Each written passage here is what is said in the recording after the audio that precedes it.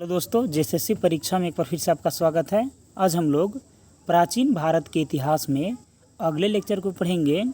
हम लोग पिछले प्राचीन इतिहास के 2 पार्ट पढ़ चुके हैं, जिसे पढ़े हुए शायद बहुत दिन हो चुके हैं दोस्तों। लेकिन अब हम लोग फिर से डेली बेसिस पर प्राचीन भारत के इतिहास को आगे रखेंगे। तो उसी कड़ी में आज प्राचीन भारत के इतिहास का पार्ट 3 का वीडियो है। तो चलिए हम लोग पार्ट 3 वीडियो को आरंभ करते हैं।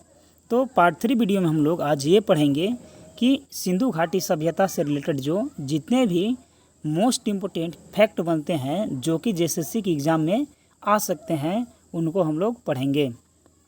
तो टॉपिक का नाम है सिंधु घाटी सभ्यता या सिंधु सभ्यता। इसका यदि समय काल की बात करेंगे तो लगभग 2400 ईसा पूर्व से लेकर के 1700 ईसा पूर्व तक इसका समयावधि माना जाता है। सिंधु घाटी सभ्यता की खोज राय बहादुर दयाराम साहनी ने की थी। यह कांस्ययुगीन सभ्यता थी। ठीक है, यहाँ से सवाल बनता है कि किसने किया था खोज, तो राय बहादुर दयाराम साहनी ने किया था। और यहाँ पास जो एक और प्रश्न बनता है कि कैसी सभ्यता थी, तो कांस्ययुगीन सभ्यता थी। ठीक है, सिंधु सभ्यता के यदि हम लोग उसका क्षेत्र की बात करेंगे कि आखिर वह उत्तर से दक्षिण और पूर्व से पश्चिम उसका विस्तार कितना था, तो यहाँ पास यदि हम लोग सिंधु सभ्यता को यदि मध्य में मानते हैं तो उसके चौहद्दी को हम लोग देख लेते हैं। जैसे उत्तर में वो मांदा जम्मू कश्मीर तक फैला हुआ था और दक्षिण में दाइमाबाद महाराष्ट्र तक फैला हुआ था। वहीं पूर्व में आलमगीरपुर जो कि यूपी तक फैला हुआ था और पश्चिम में सुतका गंडोर बलूचिस्तान तक इसका विस्तार फैला हुआ था। ठीक है, यहाँ पास उस समय 6 बड़े नगर थे इसमें, जो कि पहला था मोहनजोदाड़ो जो कि सिंधु नदी के किनारे था, दूसरा था हड़प्पा जो कि रावी नदी के किनारे था, तीसरा है गनवारी वाला, चौथा है धौलावीरा, पांचवा है यहाँ से राखीगढ़ी और छठा है कालीबंगन जो कि घग्गर नदी के किनारे है। ये राजस्थान के आसपास के क्षेत्र में आता है। कालीबंगन से ही जुते हुए खेत मिले थे। ठीक है, चलिए आगे देखते हैं। तो आगे है यहाँ से कि स्वतंत्रता प्राप्ति के बाद ज़्यादा स्थल जो कि सिंधु घाटी सभ्यता की बात करेंगे तो गुजरात में ही पाए गए थे। लोथल प्लस सुतका गंडोर जो है या सुतकोटजा जो है वो क्या था, तो सिंधु घाटी सभ्यता के प्रमुख बंदरगाह 2 था, लोथल और सुतक जो है सुतकोतदा। ठीक है, आगे है अनागार। तो सबसे बड़ी इमारत जो है अनागार का ही था। याद रखेगा, सबसे बड़ा इमारत किसका था, तो अनागार का था। लेकिन यदि प्रमुख उसका स्मारक की बात करेंगे जो सबसे बृहद था वो था स्नानागार। ठीक है, सबसे बड़ी इमारत अनागार का था ऊंचाई में, और सबसे लंबा चौड़ा जो था वो स्नानागार वाला था। ठीक है, वहाँ पर जो था पशुपतिनाथ का मूर्ति मिला था। पशुपतिनाथ जो है वो 3 मुख वाला भगवान माने जाते थे उस समय, जिसके चारों ओर हाथी, गेंडा, चीता और भैंस जो है चारों ओर उसके बैठे हुए दृश्य में दिखाया गया है। आगे हम आके कि भाव चित्रात्मक लिपि था। ठीक है, अभी का हम लोग को वर्तमान का लिपि क्या है, तो देवनागरी लिपि, लेकिन उस समय का जो लिपि था वो भाव चित्रात्मक लिपि था। यानी कि इसको दाईं से बाईं ओर लिखा जाता है। ठीक है, हम लोग क्या करते हैं तो इधर बाईं से दाईं तरफ लिखते हैं, लेकिन उस समय दाईं से बाईं ओर लिखा जाता था। चलिए आगे है यहाँ पास कि घरों का विन्यास ग्रिड पत्ती पर आधारित था। मतलब प्रत्येक घर एक दूसरे से 90 डिग्री के बाद जो है बने हुए होते थे। ठीक है, ग्रिड पत्ती के रूप में उनका घर बना हुआ होता था। ठीक है, और घरों के दरवाजे और खिड़की जो है मुख्य सड़क से पीछे की ओर खुलता था। ठीक है, मुख्य फसल की बात करेंगे तो मुख्य फसल गेहूं और जौ था। ठीक है, और वहाँ पास मिठास के लिए क्या उपयोग करते थे, तो मिठास के लिए शहद का उपयोग करते थे। चावल के प्रथम साक्ष्य जो है लोथल से ही मिले थे। याद रखिएगा, ऑल ओवर चावल के यदि प्रथम साक्ष्य की बात करेंगे तो पूरे भारत भर में लोथल से ही चावल के साक्ष्य पहले मिला था।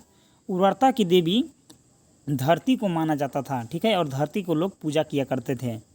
ठीक है, और वहाँ पास शिव के भी पूजा किया करते थे, लेकिन वहाँ से मंदिर का साक्ष्य नहीं मिला है। स्वास्तिक चिन्ह जो है जिसका आकृति ऐसे स्वास्तिक होता है, संभवतः सिंधु सभ्यता का ही देन था। मतलब स्वास्तिक का प्रचलन जो है सिंधु घाटी सभ्यता के ही देन से चलते आ रहा है। वहाँ का जो सैंधव समाज था वो कैसा था, तो मातृ सत्तात्मक था। ठीक है, यानी कि माताओं को ज़्यादा वैल्यू था। वो इसलिए था कि बहुत सारे चीज़ों में महिलाओं की आकृति, जैसे कि नर्तकी का आकृति बना हुआ था तो वही महिला का था। धरती जो उर्वरता की देवी मानी जाती थी वो भी महिला की ही थी। तो महिला का ज़्यादा पाए जाने के लिए वहाँ से मातृ सत्तात्मक समाज मतलब हम लोग कह सकते हैं। ठीक है, क्योंकि महिलाओं का साक्ष्य वहाँ से ज़्यादा मिला है। आगे है कि मनोरंजन का साक्ष्य आखिर उन लोगों का साधन क्या था, तो मनोरंजन के साधन के लिए उन लोग मछली पकड़ते थे और शिकार करते थे, पशु पक्षियों को लड़वाते थे और चौपड़ और पासा खेलते थे। ठीक है, उसमें प्रदा प्रथा एवं वैश्यावृत्ति सैंधव सभ्यता की प्रचलित थी। ठीक है, सैंधव सभ्यता के विनाश का संभवतः कारण जो है वो बाढ़ को ज़्यादा माना जाता है। ठीक है, मतलब यह माना जाता है कि जो सिंधु घाटी सभ्यता है वो बाढ़ के चलते समाप्त हो गया।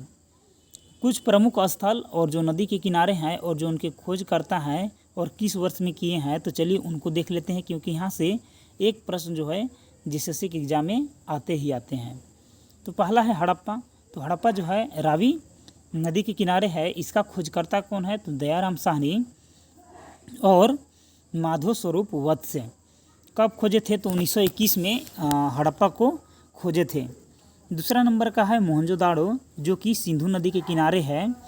राखल दास बनर्जी इसका खोजकर्ता है, 1922 में से खोजा गया था। तीसरा है चन्हुदड़ो, सिंधु नदी के किनारे है। इसको खोजे थे गोपाल मजमूदार 1931 में।